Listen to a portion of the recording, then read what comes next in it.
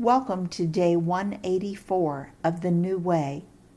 I'll read Luke 14, 1 through 6. One Sabbath, when Jesus went to eat in the house of a prominent Pharisee, he was being carefully watched. There in front of him was a man suffering from abnormal swelling of his body. Jesus asked the Pharisees and experts in the law, "Is it lawful to heal on the Sabbath or not?" But they remained silent. So taking hold of the man, he healed him and sent him on his way. Then he asked them, "If one of you has a child or an ox that falls into a well on the Sabbath day, will you not immediately pull it out?" And they had nothing to say. Please note that Jesus was in the home of a Pharisee when this healing and teaching took place. We've already talked about the significance of sharing a meal with someone or eating their food. I believe this is just another indication that Jesus loved the Pharisees and was trying to reach them with the truth. We've also already discussed Jesus healing on the Sabbath. He had no problem with it. Let's continue with Luke 14, 7 through 11. When he noticed how the guests picked the places of honor at the table, he told them this parable. When someone invites you to a wedding feast, do not take the place of honor, for a person more distinguished than you may have been invited. If so, the host who invited both of you will come and say to you, "Give this person your seat." Then, humiliated, you will have to take the least important place. But when you are invited, take the lowest place, so that when your host comes, he will say to you, "Friend, move up to a better place."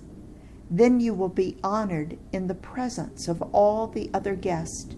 For all those who exalt themselves will be humbled, and those who humble themselves will be exalted. Jesus taught that his followers should always take the lowest seat. This is the opposite of what the Pharisees did. They always took the best seat.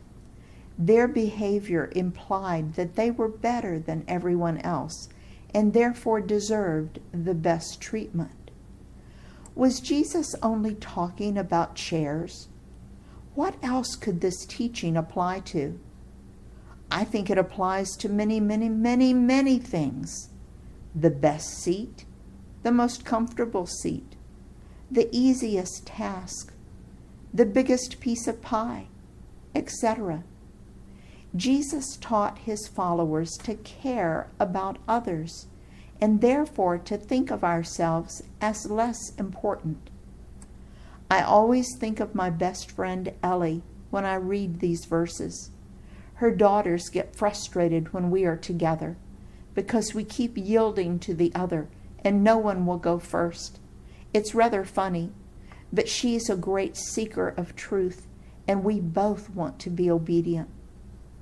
Now, was Jesus teaching us to have poor self-esteem? Oh, no. He was teaching us to realize that our value comes from God and will be rewarded by God. If I give you the most comfortable and most prominent seat and I take the floor, I will be rewarded with heavenly blessings that you'll never know about.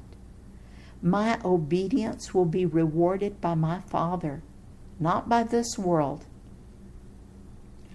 I arrived very early at our church in California and enjoyed watching people come in for a big concert. Many rushed to the front to get the best seats.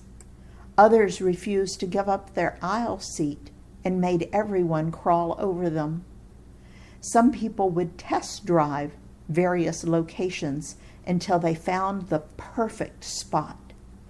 But everybody wanted the best seat in the house. What does that attitude communicate? Do you think they were thinking about other people who might need to hear the good news that night? What do you think Jesus would say to them? Now, Jesus wants us to love people, even those who are misbehaving.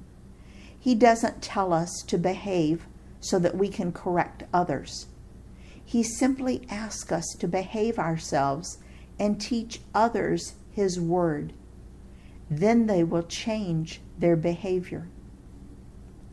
One time when my son was about 2, I was helping in the church nursery.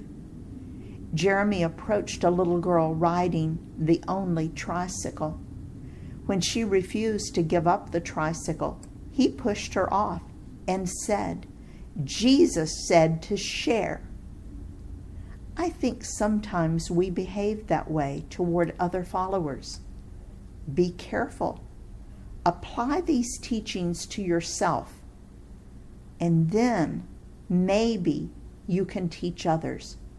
But God doesn't call you to deal with others or straighten them out.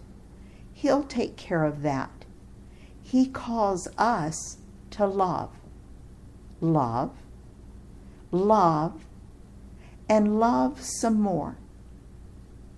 Jesus reminds us to be humble as we concentrate on our own obedience and behavior. In His service, Dale.